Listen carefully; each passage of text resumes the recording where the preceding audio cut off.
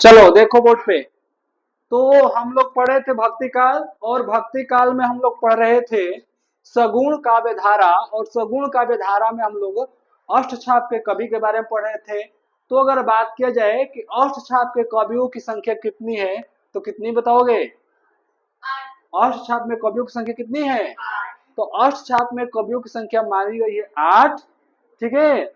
अगर बात किया जाए कि अष्टछाप की स्थापना कब हुआ था, तो क्या बताओगे? तो 1565 ईस्वी में अष्टछाप की स्थापना हुई थी। अष्टछाप की स्थापना करने वाले जो गुरु है उनका नाम क्या था? तो अष्टछाप के जो स्थापना करने वाले गुरु है उनका नाम था विठलनाथ जी। अगर बात किया जाए कि अष्टछाप के कवियों में कितने गुरु थे, तो कितने गुरु थे? दो गुरु थे। एक वल्लभाचार्य जी थे और एक विठलनाथ जी थे। वल्लभाचार्य जी के 4 गो शिष्य और विठलनाथ जी के 4 गो शिष्य। तो चारों को जोड़ेंगे तो कितना आ जाएगा? 8 गो। तो अगर बात किया जाए कि वल्लभाचार्य जी के 4 गो शिष्य कौन कौन से थे, तो क्या बताओगे?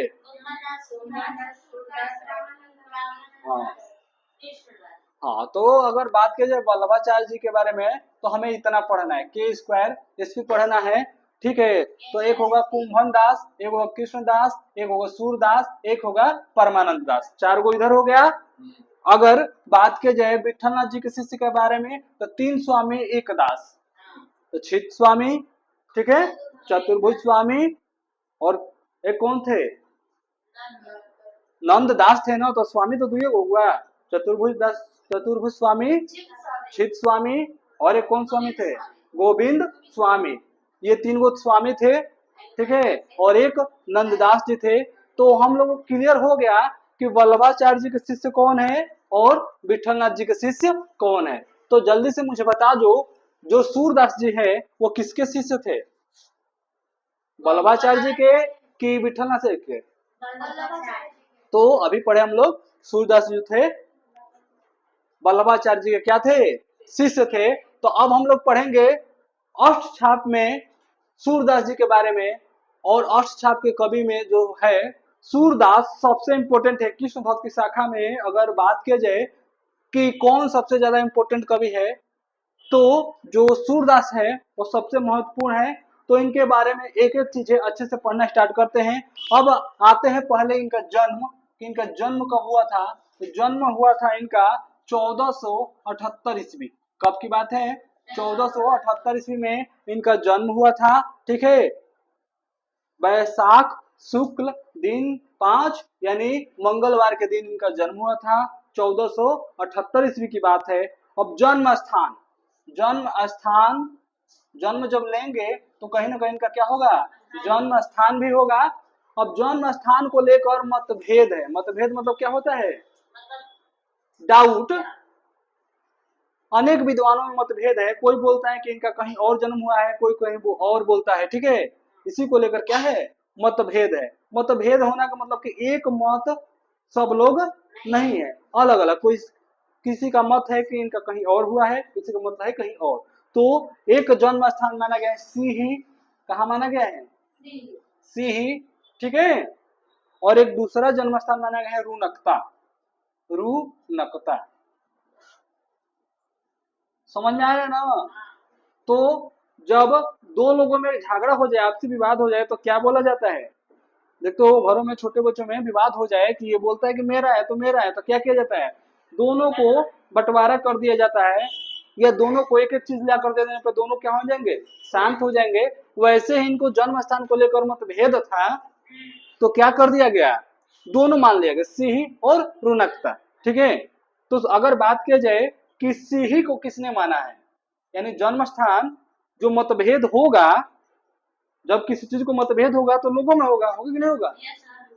तो सिंही को मानने वाले थे डॉक्टर नागेंद्र।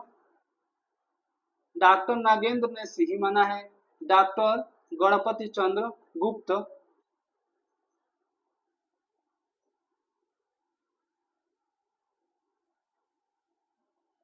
डॉक्टर गणपति चंद्र गुप्त, ठीक है, ये कहा माने हैं? सिंही। अगर बात किया जाए सीही कहाँ पड़ता है, तो सीही जो है दिल्ली के निकट पड़ता है। कहाँ पड़ता है? हाँ, सीही दिल्ली के निकट, यानी दिल्ली के आसपास का एरिया था। ठीक, समझ में आया? सीही को शाही भी बोला जाता है। ठीक है, यहाँ तक क्लियर हुआ? और दूसरा मानने वाले थे लोग, दूसरे मानने वाले थे रुनकता। कहाँ पे? रुनकता। तो इसको मानने वाले कौन थे? डॉक्टर श्याम सुंदर दास। डॉक्टर श्याम सुंदर दास जी जो थे वो कहा मानते थे? रुनकता। कहा माने हैं वो? रुनकता। रामचंद्र शुक्ल, आचार्य रामचंद्र शुक्ल जो थे वो भी कहा माने हैं? रुनकता ही माने हैं। डॉक्टर हजारी प्रसाद द्विवेदी,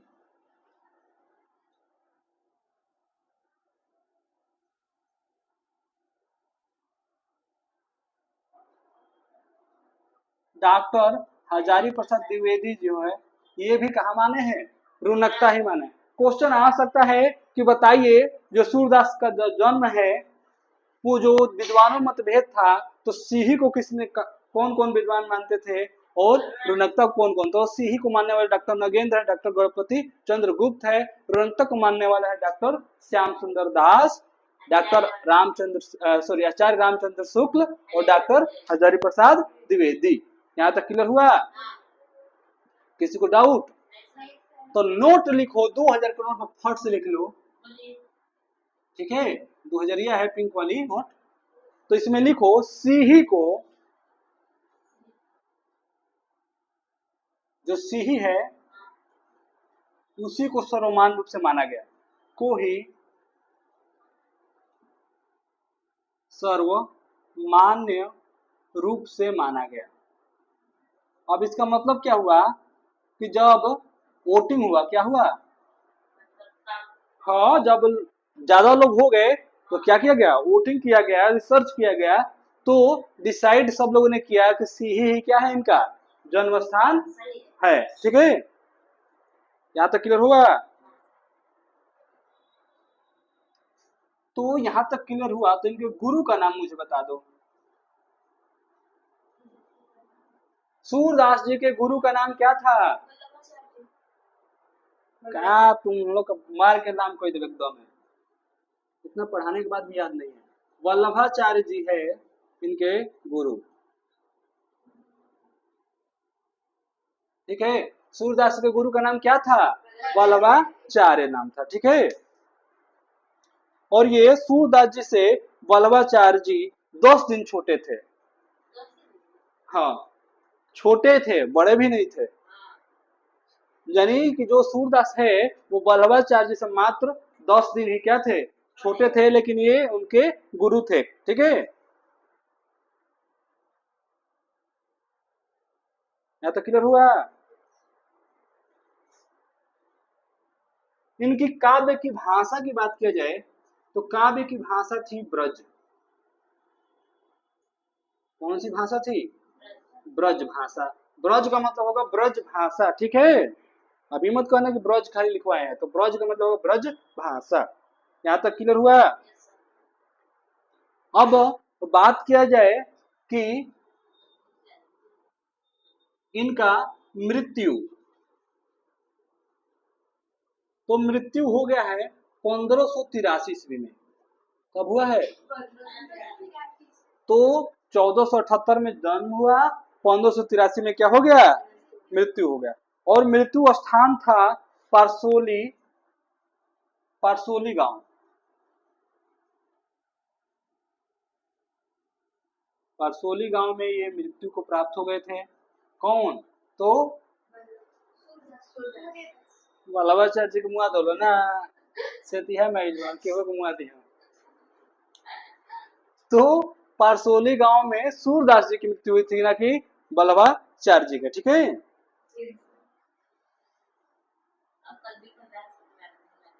हाँ हाँ, कल विठल दास जी को मुआ दिया लोग। सस्ता है ना मारना किसी को। यहाँ तक क्लियर हुआ? सीधे आगे बढ़े तो लिखो महत्वपूर्ण तथ्य या विशेष तथ्य, मिटा दे इसको।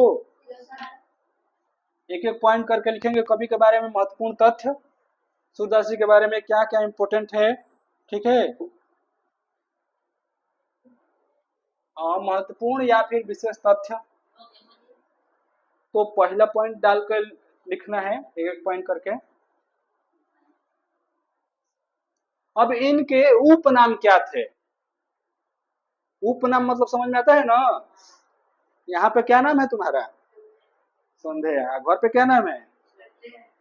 घर पे अनेकों नाम होंगे, अब बताने वाला तो नहीं बताता है, लेकिन उसके आस पड़ोस वाला सब बक देगा कि इसका नाम तो सोमारी है, तो इतवारी है, तो मंगरी है, हैं? तो ऐसा नाम नहीं है, तो फिर कौन कैसा नाम है? राजमती, फूलमती, गुलाबमती, यही सब नाम मिलेगा। हाँ, तो उपनाम मतलब होता है क्या? हाँ, तो विशेष तथ्य में डालो या महत्वपूर्ण तथ्य में पहला पॉइंट, सूरदास जी को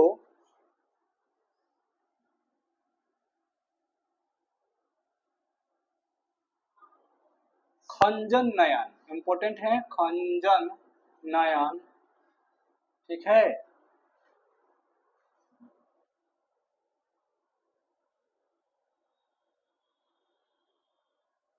यहाँ तक हो गया। वात्सल्य रस का सम्राट, वात्सल्य रस का सम्राट,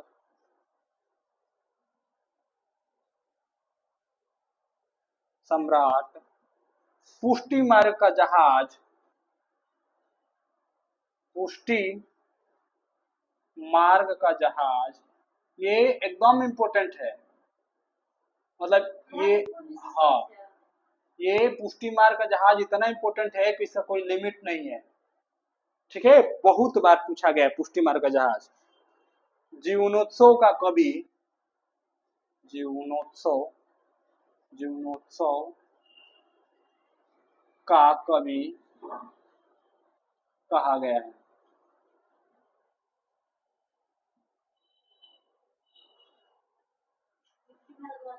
हाँ, समझो सूरदास जी को कौन कौन से नामों से पुकारा गया है। तो सूरदास जी ने बहुत ऐसे काम किए हैं, बहुत अच्छा काम किया है। ये क्या काम किए हैं? तो भगवान श्री कृष्ण के बचपन में जो भी चीजें हुई है, जो भी घटना घटा है, उनको क्या किया है? वर्णन किए हैं, लिखे हैं, बताए हैं, ठीक है, समझाए हैं।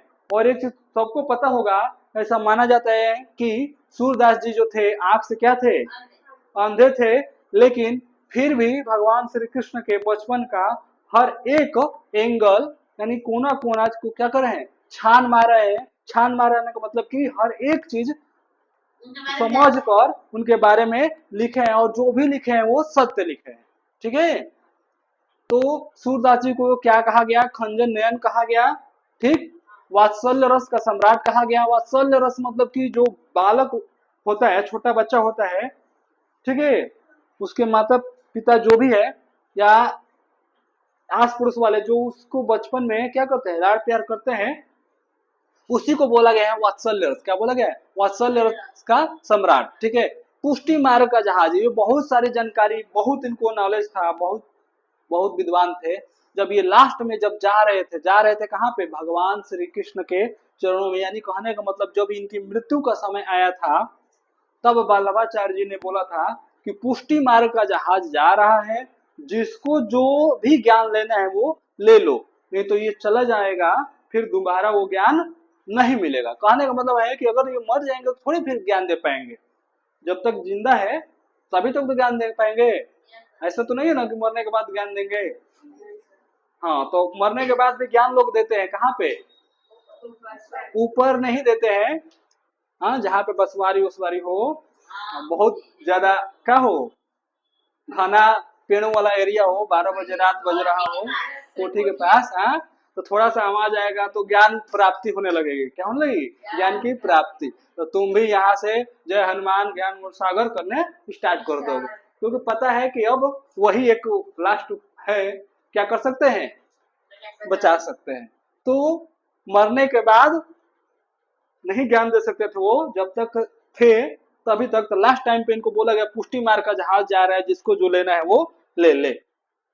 ठीक है, जिनोसो का कभी भी कहा गया है, यहां तक क्लियर। अब दूसरा नंबर क्वेश्चन पूछा जाता है कि वात्सल्य रस का सम्राट किसने कहा है। वात्सल्य रस का सम्राट किसने कहा है? तो आचार्य आचार्य रामचंद्र शुक्ल जी ने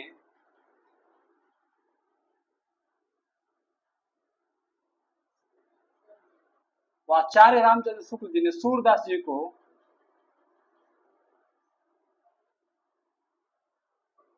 वात्सल्य रस का वात्सल्य रस का सम्राट कहा है।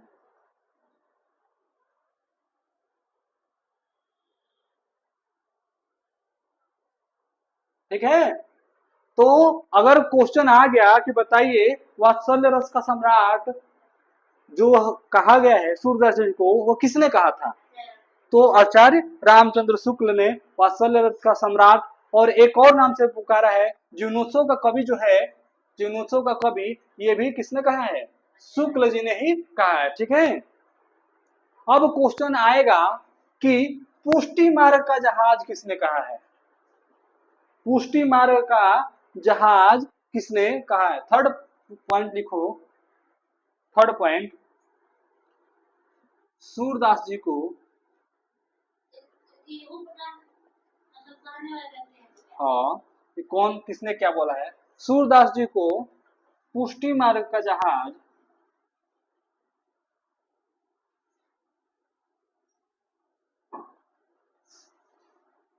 पुष्टि मार्ग का जहाज गोस्वामी तुलसीदास, तो फिर कौन दास होंगे?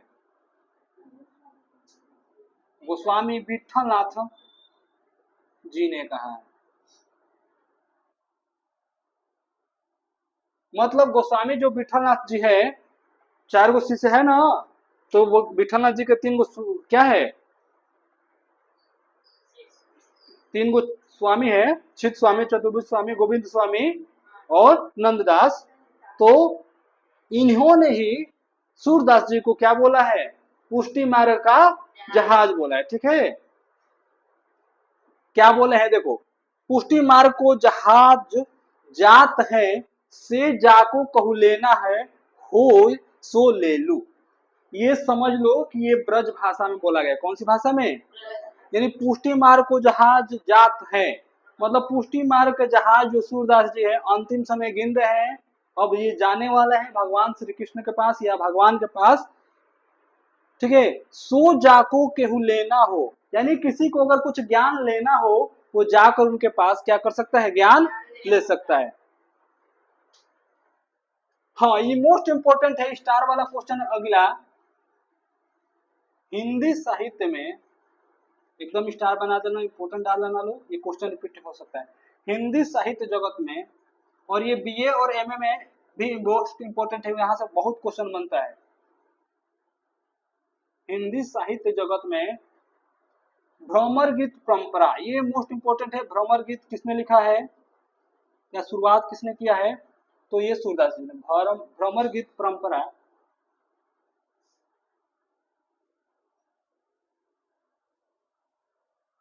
का समावेशन यानी शुरुआत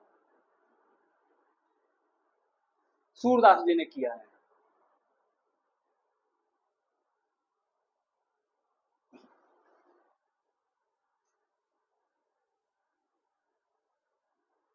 ठीक है,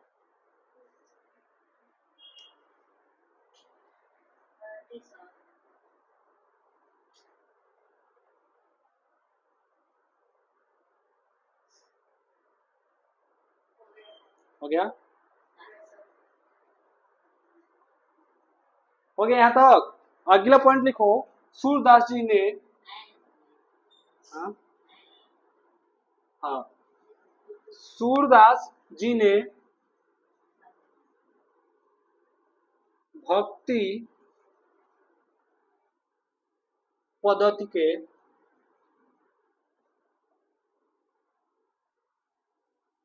ये 11 रूपों का वर्णन किया है।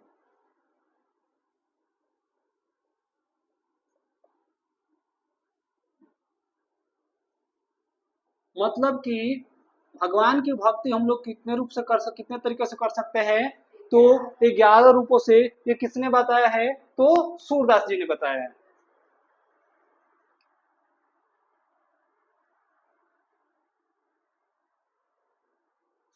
यहाँ तक हो गया, हो गया। तो एक लिखो फट से।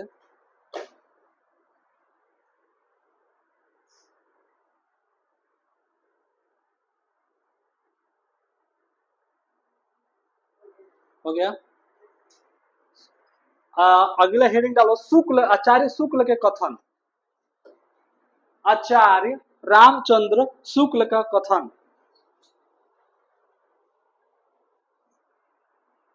ठीक है, हो गया। आचार्य रामचंद्र शुक्ल का कथन हुआ। आचार्य रामचंद्र शुक्ल जी का कथन हो गया। पहला कथन लिखो, पहला पॉइंट, सूर अपनी आंखों से, सूर, सूर का मतलब होता है सूरदास, सूर अपनी आंखों से वात्सल्य रस का, वात्सल्य रस का कोना कोना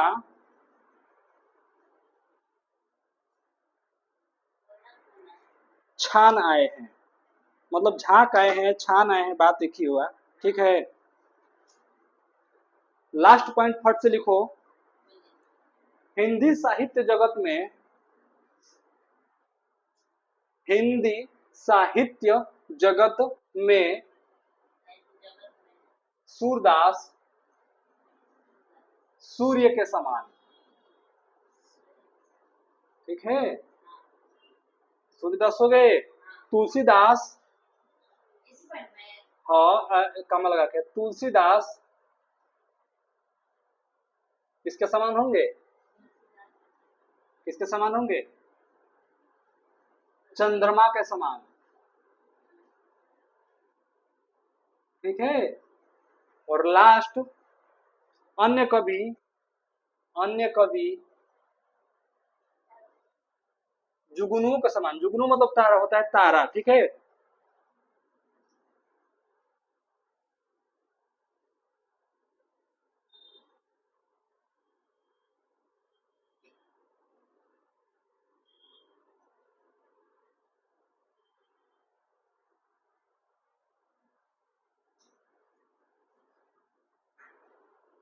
मतलब कहने का मतलब है हिंदी साहित्य जगत में सूरदास जी को सूर्य भगवान जो है उनके समान माना गया है। जैसे सूर्य भगवान चमकते हैं ना, सबको रोशनी देते हैं, सबको प्रकाश डालते हैं, वैसे ही सूरदास जी है जो क्या करते हैं, वैसे ही सभी कवियों को प्रकाश डालते हैं, बुद्धि देते हैं, सद्बुद्धि देते हैं। तुलसीदास जी को चंद्रमा के समान माना गया है, और अन्य जो कवि है, छोटे मोटे कवि, उनको जुगनुओं यानी तारों के समान माना गया है। ठीक है, तो ये पार्ट 1 था सूरदास जी के बारे में हम लोग का आज का, क्या था, पार्ट 1। अभी पार्ट 2 कल स्टार्ट करेंगे। ठीक है, तो अगर बात किया जाए सूरदास जी के बारे में, मोटा मोटी हम लोगों ने क्या जान लिया कि इनका जन्म हुआ था 1478 में। जन्म स्थान दो जगह था, सिही, रुनकता। तो रुनकता को नहीं माना गया है, सिही को माना गया है। हाँ, इनको वात्सल्य रस का कवि, फिर पुष्टि मार्ग का जहाज, खंजनयन, ये सब कहकर पुकारा गया है। शुक्ल जी ने इनको वात्सल्य रस का सम्राट और जीवनोत्सव का कवि कहा है। ठीक है, और क्या हुआ है, पुष्टि मार्ग का जहाज इनको विठलनाथ जी ने कहा है। हिंदी साहित्य जगत में भ्रमर गीत परंपरा की शुरुआत सूरदास जी ने किया है। ठीक, सूरदास जी ने भक्ति के 11 क्या बताए हैं, मार्ग बताए हैं। सूरदास जी को सूर्य के समान, तुलसीदास जी को चंद्रमा के समान, अन्य कवि को जुगनू के समान माना गया है। कल हम लोग पढ़ेंगे सूरदास जी की रचनाएं। क्या पढ़ेंगे, रचनाएं। ठीक है, तो आज के लिए इतना ही रहने देते हैं, कल चलेगा सूरदास की रचनाएं। बहुत